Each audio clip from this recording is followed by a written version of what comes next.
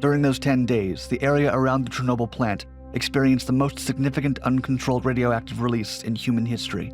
How dangerous was Chernobyl's radioactive fallout? And can it really be dangerous for millions or even billions of years? The radioactive waste that's produced 30 tonnes every year from every nuclear power plant in the world will last for 1 million years, must be isolated from the ecosphere for 1 million years, which is a physical and scientific impossibility. You may feel like the show had almost nothing to do with your real life. After all, it's about a tragedy that took place a long time ago, all the way across the world in a different political system. And if this radioactive death cloud was measured all over Europe, how dangerous was it in real terms? But could it happen here? To understand the likelihood of a meltdown in the US, Wired caught up with nuclear historian Kate Brown from MIT. And further, if when Chernobyl melted down, it melted down into a blob, which is then solidified on cooling. My name is Kate Brown, and I'm a professor of science, technology, and society at the Massachusetts Institute of Technology. And I study environmental history, and that cracks the pool, the water drains out. These spent fuel rods will start to heat up, and once they start to heat up, they'll start to perhaps go critical, and they could cause explosions that would, make Chernobyl look like a picnic. How could this possibly poison a continent? Will burn and spread its poison until the entire continent is dead. Well, in order to understand this, you've got to understand how radiation gets you. And once you understand that, it's actually pretty easy to avoid being gotten. So first of all, I'm going to give you a rough energy scale. Your body mostly runs on chemical bond-breaking type energies. Those are about electron volt or something. Don't worry too much about what it is. It's just a yardstick. So splitting a nuclei here can release about 1 million times more energy than this, about a mega electron volt of energy, or enough energy to break 1 million chemical bonds. Now, a factor of 1 million is actually quite a lot. That's the difference between traveling at the speed of sound, about 300 meters per second, and the speed of light, about 300 million meters per second. Or it's the difference between saying the average lifespan of a human is about 70 years or 70 million years, which would mean that the people who were born in the age of the dinosaurs would only just about now be dying out. So a single radioactive decay like this can break about 1 million chemical bonds. Now that's actually pretty bad news for biology, because those high energy particles breaking 1 million chemical bonds can damage your cells enough to cause cell death. Now that's not a showstopper for your body. You have cell death in your body all the time. So what happens is those cells spill their guts into your body and your metabolism cleans it up. The problem is if you get too many cells dying at once. It is just in many ways like a regular burn. A little burn, no real problem. Your body will just clean away all the dead cells and you'll grow some new ones and you'll be okay. And the same is more or less true with the radiation burn. Is that if you actually survive the burn, your body cleans away all the dead cells and you grow some new ones and you're okay. However, if your burn is too big, it can overwhelm your body and it can kill you. So if you just found out that radiation burns are just like regular burns, just not confined to the surface of your skin, then consider giving this video a thumbs up and subscribe to stay tuned for more like this. So how much does it actually take to kill you? Well, about 500 rads will give you acute radiation sickness and kill most people. 2 bars of weapons-grade plutonium. And all I have to do is bring these bars together. We'll have a criticality. Careful, terrorists. 400 rads, ladies and gentlemen. A lethal dose to anyone within a radius of 10 yards. Get it while it's hot. 5,000 as a whole body dose will always kill you, and the only way you'll survive it is if it's only like you get your finger irradiated by a massive amount of radiation, in which case your finger will sort of die and fall off, but the rest of you will be mostly okay. As a whole body dose, forget about it. And 50 will almost never kill you. I mean, you'll get some radiation burns, some acute radiation sickness, but it's unlikely to be fatal. So how close to a nuclear bomb do you have to be to get 500 rads? Okay, just so we know what we're talking about, this is what would happen if you would drop a 1 megaton nuke on Manhattan. So that there is the fireball. That's complete destruction. Air blast 20 psi, that'll flatten basically anything. That's the radiation, the 500 rads. Then you get into the 5 bar pressure wave, which will destroy most buildings and kill an awful lot of people. And then all the way out here, you're looking at 3rd-degree burns if you're in the open.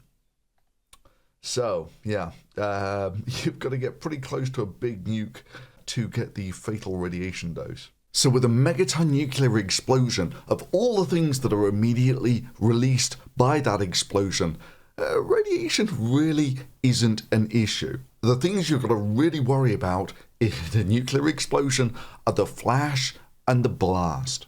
However, that's not the only thing that you've got to worry about, because when you actually split up a nucleus, you get 2 decay products, 2 fission products, and those things are also radioactive and can give off a mega electron volt type particle. However, the nuke gave off all of that energy in a microsecond.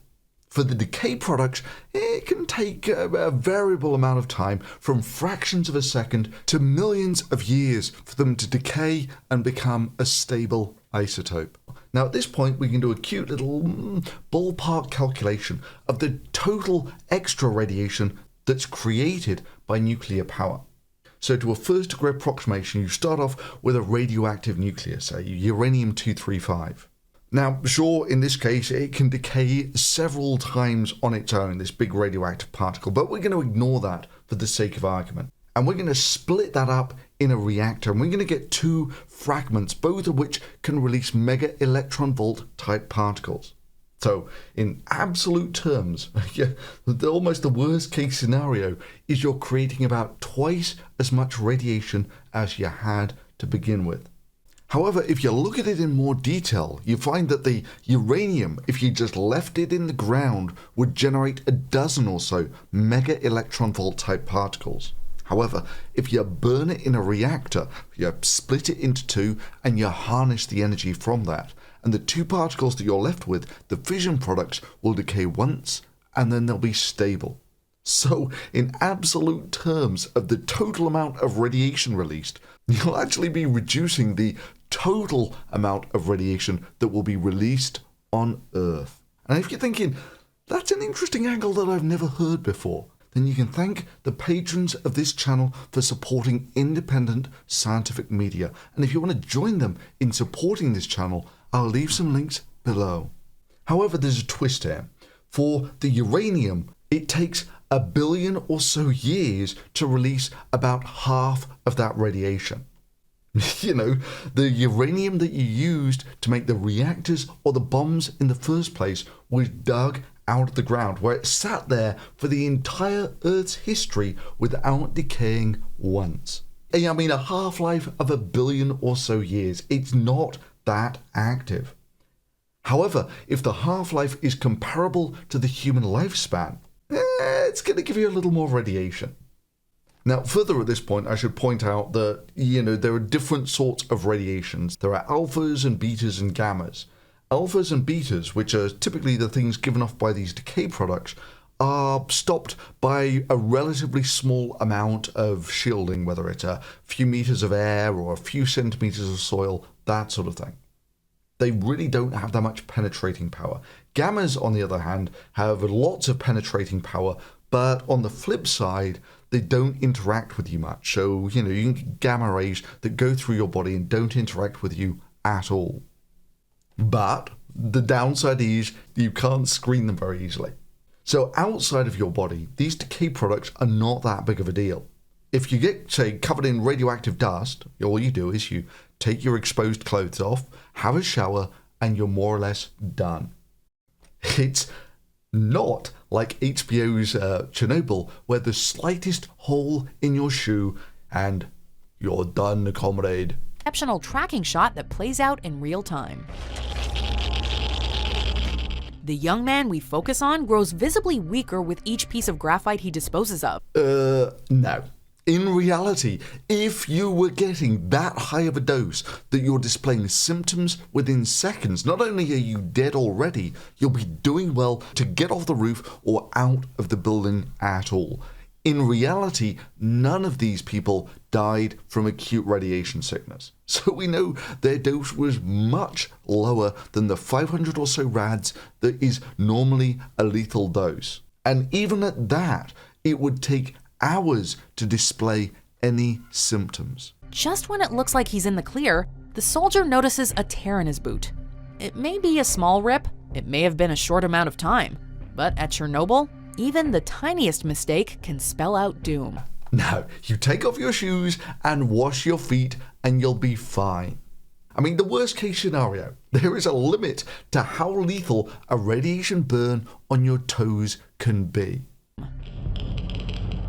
You're done.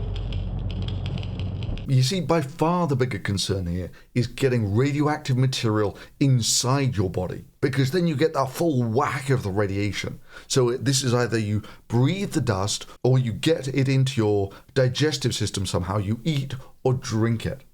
Well, not breathing it is fairly simple. You don't want to breathe the dust, you just wear a respirator. And of course, once you get a certain distance from the plant, from the Chernobyl disaster, you find that there isn't that much dust because it's not that mobile in the environment, especially once it's rained once or twice. I mean, the dust really isn't that big of a deal now. Now, not eating and drinking the stuff gets a little trickier. Obviously, you're not going to eat the dust, but what if that dust has been rained on and that's dissolved out some of these radioactive products? Well, that's where the interesting stuff begins. Because once you split up the uranium, you get these decay products, and those behave like their element. So, for instance, radioactive cesium-137 behaves like regular cesium, except sometime in the next 30 years, about half of it will radioactively decay. And the same is true with radioactive strontium, iodine, and barium. Well, there's something interesting about all of those elements. They're all pretty reasonable solids at room temperature. And sure, most of these things won't exist as the element, even in the reactor, but mostly as oxides or salts, which are even more solids than the elements. You know, cesium iodide is pretty much like rock salt, the stuff you put on your potato chips. You can put it on your kitchen table and it will sit there in perpetuity without really going anywhere. So how did this spread all over Europe? Well, when Chernobyl melted down, it got really hot, up to about 2,000 degrees or something. And at this sort of temperature, things like cesium or cesium ions and iodine ions become fairly volatile, and they'll turn into gas really quite quickly. But almost immediately on leaving that hot mass, they'll start to solidify. So only a meter or so away from the core, they will have cooled down enough such they'll start to condense as little particles. And those little particles can be lifted up from the updraft from the hot reactor. In fact, if you want a nice example of how far things will go that boil at, say, 1,000 degrees when they get really hot, I recently visited Marburg University where they distilled some rubidium, which boils at about 1,000 degrees. And even under vacuum, you get an idea of just how far these things will go when heated up to a few hundred degrees. But if you want to see the full video of that, I've got it up on the Voice of Thunder channel. Links below. Now, what they found in things like 3 Mile Island is most of that volatile, nasty stuff actually doesn't go that far if you've got a secondary containment building. It all starts to condense out on the secondary containment.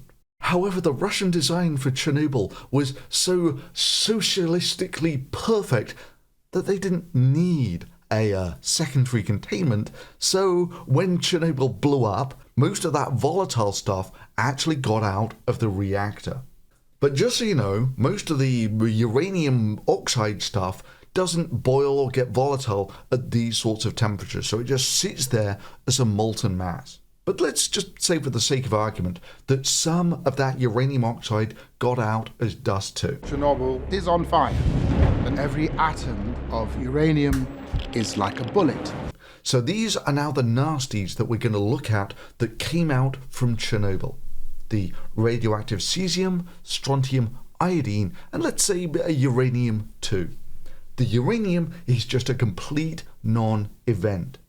It's got a half-life of about 1 billion years, meaning that it's really not radioactive at all. But even if it were, uranium oxide is insoluble as death in almost everything. I mean, that's not that different from the rock you dug out of the ground in the first place, which, where it had sat as a rock for probably millions of years to begin with. Unless you're literally eating the dirt, it's not so easy to get that in you. And even if you did, you have to eat about 100 grams of pure uranium to get a sort of lethal radiation dose. And at that point, the chemical toxicity of uranium, which is similar to lead, will have killed you a long time before the radiation does. So a half-life of 1 billion years is really no problem.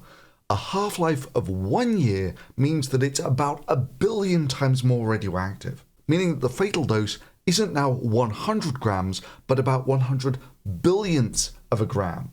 Now, the half-life of cesium isn't a year, it's about, let's say, 10 years. So that means that a lethal dose of cesium-137 is going to be about 1 millionth of a gram.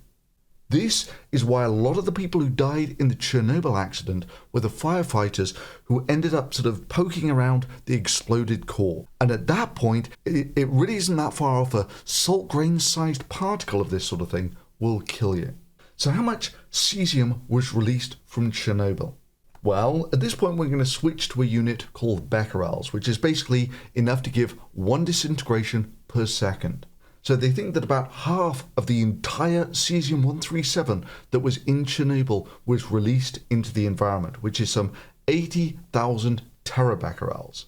1 gram of cesium releases about 3 terabecquerels. So that's about 2,500 grams, 25 kilos. 25,000 grams. But wait, I was just telling you that the lethal dose of this stuff was 1 millionth of a gram. 1 gram can kill 1 million people. So 1 kilogram could kill 1 billion people.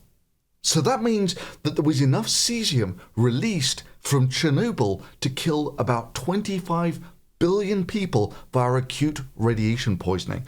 That's twice as many people as live on Earth. What have we done? Well, no, not quite so much. For more or less the same reason that nerve agents aren't as dangerous as you think. So you can take enough nerve agent to kill 30 million people and disperse it in the middle of a giant city. How many people do you think got killed? About 8. I did a whole video on why nerve agents really aren't as dangerous as you think they are. So, most of that cesium-137 didn't go that far from the reactor because it falls out fairly locally, and that gets high into the atmosphere, that gets blown around much further, and eventually it'll get washed out when it rains and that sort of thing. But let's take the worst case scenario, where we disperse all of that 25 kilos of cesium-137 over Ukraine. Just the Ukraine, I don't want to dilute it too much. So you recall that the fatal radiation dose for acute radiation sickness of cesium-137 was about 1 microgram. So how much is now on average on 1 square meter of the Ukraine? About 1/20th of a microgram. So you would have to get every single atom of cesium-137 from 20 square meters, get it all into one place, and then eat it all in one go to get a fatal radiation dose. And I should stress, this is the absolute worst case scenario, using very pessimistic ballpark numbers. You go through the calculations using the real numbers, and you get a fatal dose of cesium that's nearer to 1,000th of a gram rather than 1 millionth of a gram. Yeah, it's actually quite easy to lose an order of magnitude or two when you're making crude assumptions like all radioactive decays give off about a mega electron volt particle. So, with the accurate numbers, you find that you would have to get every single cesium atom from something like 3 soccer or football fields and get all of that together in one point and then eat that to give yourself a sensible chance of dying from acute radiation sickness. But of course, it wasn't evenly spread over just the Ukraine. It was very localized near Chernobyl. So near Chernobyl, there are some really quite hot spots, but for almost everywhere else, the cesium is detectable but almost non-existent. So just to put this all into perspective, you'll see in the bottom right-hand corner there is a scale in becquerels per square meter. In order to get up into the acute radiation sickness levels, you don't need levels of 1,000 becquerels per square meter, which is the highest level shown on this map, but about 1 billion becquerels per square meter. Basically, the radiation levels need to be about 1 million times higher than the highest levels shown on this map. Will burn and spread its poison until the entire continent is dead. Which is why the only people who really got acute radiation sickness here were the people who were moving through the exploded core of the reactor. So let's briefly touch on some of the other isotopes. Iodine-131 is nasty. It's volatile. It bioaccumulates in humans. Cesium, not so much. It's pretty much like salt. You know, sodium, potassium, cesium, they're all very similar in their behavior. You eat the stuff and you sweat it out and you piss it out. It doesn't bioaccumulate. Iodine, on the other hand, bioaccumulates in your thyroid. In fact, it's actually, ironically, one of the ways that you treat thyroid cancer is, if someone's got thyroid cancer, you give them radioactive iodine, it accumulates in their thyroid, at which point it gives you a selective radiation burn in your thyroid, which helps destroy the cancer. But what if you don't have thyroid cancer and don't want some released radioactivity from Chernobyl irradiating your thyroid? Well, it turns out there's a simple bypass to this one, is you saturate your thyroid with regular iodine. You take an iodine tablet, and once your thyroid is saturated, you really don't take up iodine-131 anymore. You just excrete it regularly. Further, iodine-131 has a very short half-life of about 8 days. So every 8 days, it halves its activity, till about 2 years later, there isn't a single nucleus of the radioactive isotope left. Strontium, it turns out, is also nasty because it's very similar to calcium. So if you get strontium-90 in your body, it tends to stick in your bones like calcium does, and that's bad news because that means you're going to get the full whack from all of the strontium that you've taken in. However, the flip side is that, like calcium in the environment, it's just not that mobile. Most of it sort of precipitates out where it essentially stays there as a rock. And this is why, at this point after the disaster, the only thing that people really worry about is the cesium-137. And almost the only reason that you can get a hot spot of it now is certain mushrooms actually bioaccumulate cesium, and then the wild boars eat it. So periodically you'll get an article like this, the most radioactive boar found in Sweden. So they actually give some numbers in becquerels, 13,000 becquerels per kilogram. I mean, wow, that's so high. Why hasn't this boar died from acute radiation sickness or cancer? Well, what's the average radiation of a human body? You know, the human body contains some naturally occurring radioactive potassium and carbon, and that gives off some 4,000 to 5,000 becquerels. And that constitutes only about 10% of the total radiation your body gets exposed to from the natural background. So ballpark numbers-ish, your body gets the equivalent whack of about 40,000 becquerels-ish. So that's our benchmark for background. Well, how much radioactivity would your body be giving off if you were as radioactive as this boar, a body of, say, 100 kilos?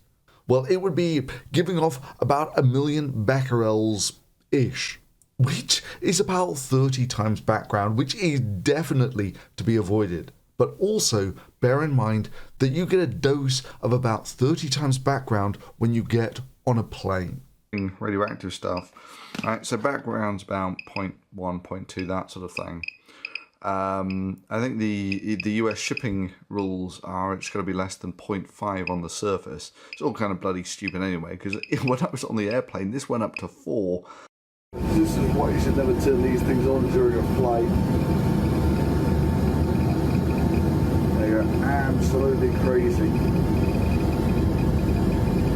But of course, this is the worst case scenario where you're doing nothing but eating a diet of 100% of the most radioactive boar ever found in Sweden. But anyway, what would the actual fatal dose of eating this radioactive ball be? You know, the sort of thing that will give you a reasonable chance of dying from acute radiation sickness. About 100 tons. Thank you so much for chatting with us. This has been really enlightening and terrifying. Which is why no one who wasn't actually at the plant itself or sifting through the exploded remnants of the core got acute radiation sickness. But what about the long-term hazards, the cancer? Well, elevated radiation is certainly a cause for an elevated cancer risk. However, there's a problem with low radiation levels. There really isn't enough statistical data to work out whether that's still causing cancer. So for instance, there are people who live in naturally radioactive areas where they don't have a significant increase in the risk of cancer, which suggests that there isn't a direct linearity between the exposure to radiation and the chances of getting cancer. So basically, the worst case scenario is the no low threshold limit, which is basically the more radiation you get exposed to, the higher your chance of getting cancer. And if you go for the worst case scenario, then you get a death toll from Chernobyl in the tens of thousands, but it's spread over such a wide area and over such a large time frame that it's actually lost in the noise. Hell, even if you take the most clear-cut case of the liquidators, you know, these guys. So what are the follow-up on these guys who got the biggest whack from the Chernobyl radiation show? Studies of 66,000 liquidators from Russia found no increase in the overall mortality in cancer or non-cancer causes. However, a statistically significant dose-related excess mortality risk was found for both cancer and heart disease. Or another study of 10,000 liquidators from Latvia and Estonia found no significant increase in the overall cancer rates. Among specific cancer types, statistically significant increases in both thyroid and brain cancer were found, although authors believe that these may be a result of better cancer screening among liquidators for thyroid cancer, or a random result for brain cancer because of the very low overall incidence. So even for the liquidators, the actual health effects are difficult to detect. It may be a small rip, it may have been a short amount of time, but at Chernobyl, even the tiniest mistake can spell out doom. You're done. So how does the fallout release from Chernobyl compare to, say, the fallout release from a nuclear bomb? So here we are back on Nuke Map, and this is our megaton bomb which we dropped on New York. And now I've turned on the fallout option.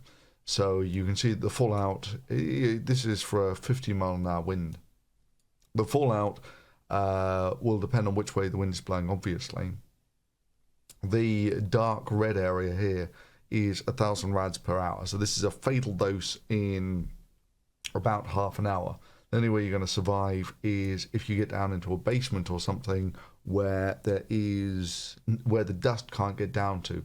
The alternative is you've got to drive out of the path of the fallout. So obviously driving downwind is a very bad option. You have to get out of the path of the fallout. And the whole thing is really dependent on which way the wind is blowing and how strong it's blowing.